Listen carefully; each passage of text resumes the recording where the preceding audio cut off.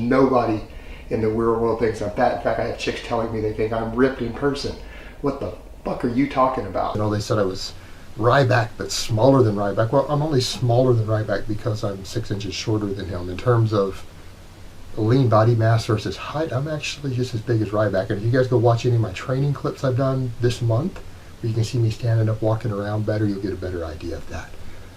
If you just don't look at his delts and arms and you look at his back, chest, things like that, his legs, you'll realize that this photo, he is actually smaller than I am. And it's, again, his arms are bigger, his delts are bigger, but his overall muscle mass, he's actually smaller than me at this point. And today we're going to be covering none other than Jeff's side.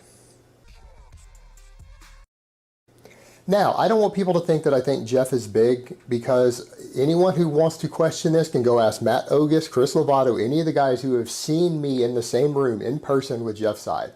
Jeff Side is not big. I don't need to cover his stats because I'm convinced he adds 20 pounds to his numbers. He is nowhere near as big as the stats he puts out, and he is a lot smaller than I am personally. Now I'm going to show you guys side by side two bodybuilders, competitive bodybuilders from different eras, who are both 6 foot tall and 200 pounds. So if you put them in at about 6% body fat, that comes to 25.1 fat-free mass index. And here they are side by side.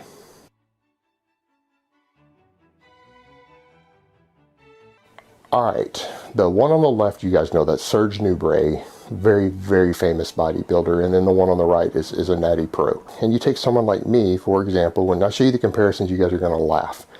Because if you run my fat-free mass index, I'm holding a bit of water, obviously, but I stepped off the scale this morning at 232 pounds. I am 5 foot 9 inches. If you plug me in at 25% body fat, which everyone always calls me obese, so, you know, let's say 25%. My fat-free mass index is up around 26. Okay, height insecurity among shorter men has historically been a problem that has even made it into the history books, like with Napoleon and us talking about the Napoleon complex.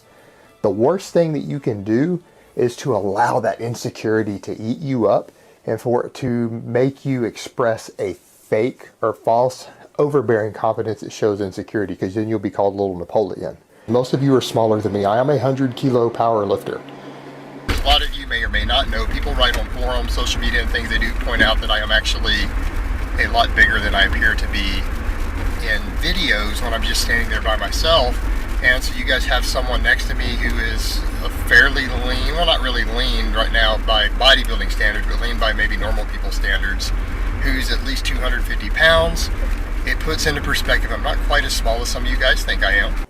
And of course, it's really amusing to me when I get comments from people saying that, well, you haven't really made very much progress for someone who knows so much about all of these different topics. You don't have very much muscle mass, when I've put on around 50 pounds of muscle in 2 years' time. And that's the exact opposite of what you want. What you need to do is to step back and assess this and say to yourself, I cannot change my height. I am the height that I am at. I have to accept it. I have to accept who I am. If you can't accept who you are, then there's no way you're going to convince other people that it's not an issue, and then your insecurities are going to show through and you're going to have that Napoleon complex. What I recommend that you do, first of all, is tell yourself in your mind regularly, oftentimes look in the mirror, say my height doesn't matter. You need to express it out loud, believe it, that it is not an issue, that it absolutely doesn't matter. It's not important. It doesn't define you as a person, doesn't define your value, doesn't define your confidence. People can argue all day long about whether they think I'm jacked or not. I don't really give a shit. But by most standards, I'm pretty jacked. Look at my fucking back and hamstrings. Do I really need more size on my back and hamstrings? I don't think so. You need to say these things out loud to affirm yourself, because that's what programs your mind to believe it. The things that you say, your actions actually program beliefs in humans. A lot of people don't realize that. So actually saying something outwardly can program your internal mechanisms to eventually accept it and believe it. Your action, you have to take some sort of action that convinces your brain of it. I mean, I have way more muscle mass than any natural person on earth. And I know people will be like, what? Well, that's true. All right, that's just a simple reality. And the things that you tell yourself are always what you will eventually believe. Particularly if you hear your own mind saying it or your own words writing it, that will program your brain to believe it. All right, this is kind of funny. I've always said in videos, just been my experience with me being a Texan, that the women are a little more forward here. They do chase after the men a little more than I'm used to. Have I had some experiences with this? Yes, I have. And again, I've got to remind people, all of you who've met me in person realize that I actually look like I lift in person. I look like I have less fat and a lot more muscle than I do on video. I've had at least a dozen people say that randomly who've met me. Just the nature of it. So I just kind of laugh it off and thank them for the compliment and tell them have a nice day and go about my business. But it does happen. I wouldn't say it's something that happens all the time. I mean, these are one-off things. Something that happens once every couple months to me out in public somewhere. But in my experience, British women are a bit more forward than Texas women are in that regard. I don't claim to be natural. And again, people be like, why aren't you bigger? You guys haven't seen me in person, I guess. I'm bigger than you guys think. I'm a hell of a lot bigger than Jerry Ward and Jeff Seid and some of these guys you are talking about. But you know, whatever. You don't have to believe me, guys. You know what? It's fine. Everyone thinks I'm lying. Whatever. Doesn't make a fuck. Doesn't make a fuck. Is when you are out in public, just present yourself and think of yourself and act as if you are average height. Make it a non-issue for you. Just walk around like your average height or slightly taller. Don't exude a fake confidence with it and develop a certain strut or to puff yourself up, because again, that will give you the Napoleon complex. Don't think about it. Just think, I'm average height. Look, guys, I know I'm not ripped. I'm not bodybuilder ripped. I'm not bodybuilder proportion, but tons of people have met me in person, including Big J, and they'll actually attest to that my stats really are what I'm saying. People have actually seen me. You guys know where I train. Anyone is free to come up and meet me. But yeah, I have 18-inch arms. I have a 51-inch chest right now. I'm 5'9", 220 pounds.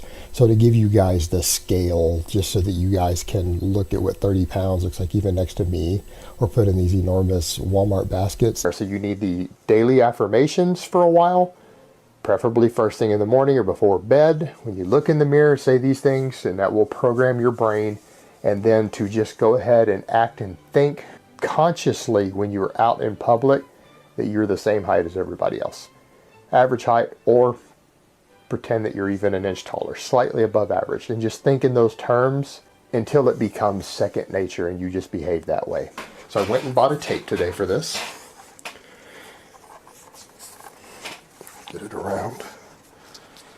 Get it over the top so we can't argue about it being too loose.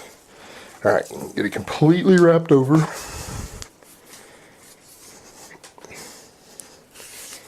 Oh, this is more work than I thought. Let's see how junkies do this shit.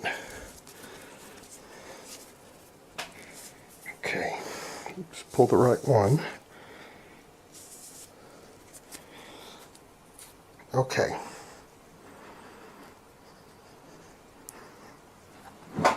Let's see where I'm at. If you guys can see, 17 and a quarter. Pull that over. Pull it tighter. Okay. I've got right at 17 and a quarter. I ripped my left bicep completely off the bone and have struggled with bicep development since. I did that in 2004, and I had 20-inch arms when I did that, and there are photos up proving it. I had 20-inch arms when I ripped my bicep. 2004, and I've struggled with bicep development since that tear. Like when I was at my biggest as a lifter in my 20s, when my arms were taping 20 inches, and there are plenty of photos circulating around. It's not like I gotta hide it or anything. They're out there. I've put some up before. Yeah, I couldn't see it. Like, I can honestly tell you that when I had 20-inch arms, when I looked in the mirror, they looked like they were like 12 inches. I'm just like, fuck, you know, what do I do about this? When I was doing the hydrogen compressor work while training, I was still benching 400 pounds and squatting 550, and I had been off of drugs. I had come completely off of gear for part of the, and I mean, I'd been off gear for a couple of years. Just showing up at the gym in a tank top and a pair of shorts and some chalk and a water bottle and training. And that's how I eventually got to the point years ago to where I could bench 475 pounds for a double. I could squat 585 for a triple without a belt. I had gone from where at the point when I got sick, I was benching 405 raw, and I was able to squat 550 without any sort of wraps or sleeves at the time. Drug-free in my late 20s. I still managed to get to the gym 5 days a week. How did I do it? I did it immediately after work. So I would work 12 hours Monday through Friday, then have the weekends off to relax, party, do my thing. So I would come in and do 1 or 2 heavy sets of squats, 1 heavy set of deadlifts, do some band crunches, and go home. And I would be in and out of the gym in 20 minutes. 5 days a week, 20 minutes, in and out, go home. On the way home from work, even though you might be lifting pretty heavy, and yeah, those triples, I would be up over 500 pounds on my squats. Yeah, my triple days on the bench press, I would be doing like 365, 375 for triples, because I was still pretty strong back then in my 20s. And I was now physically sick. I had gone from still being able to train all the time, being able to bench 400 pounds, being able to squat 550 raw at that time. You guys have looked at older pictures of me that you've seen floating around the web. You guys will notice that my triceps were pretty massive at one point. A hell of a lot bigger than they are now. That's when I was doing a lot of reverse grip bench pressing. It really brought my triceps up a lot. And I used to do 500 pounds on that lift. Now, I used to actually use the reverse grip bench press quite a bit in my 20s. I was obviously a lot bigger and stronger then. I'll kind of flip in a photo so you guys can see that to get an idea. Back at that time, I was probably able to reverse grip 500 pounds for a max. Yes, I'm someone who has done 500 pounds on this exercise. I used to do work sets with 405 on this exercise. You're invariably going to drop this bar on this exercise sooner or later. And that becomes the problem. You will eventually do it. I've done it, and that's kind of the problem. I've dropped 405 on my chest inside the power rack doing it exactly that way, and it did bruise me pretty good. Did I get a real injury? No. Did I hurt my thumb? No, because I was using a false grip. But it has slipped out. It has hit my chest and knocked me back down, put some nice big old black bruise across both of my pecs where the bar hit with 400 pounds or 405. I could bench over 450 pounds raw. I could squat almost 600 pounds without a belt. Something like 585. I could hit it to full depth with no belt at the time. The truth of the matter is, 99% of you out there, even if you use anabolic steroids, will never close grip bench press full range of motion 400 pounds. All right?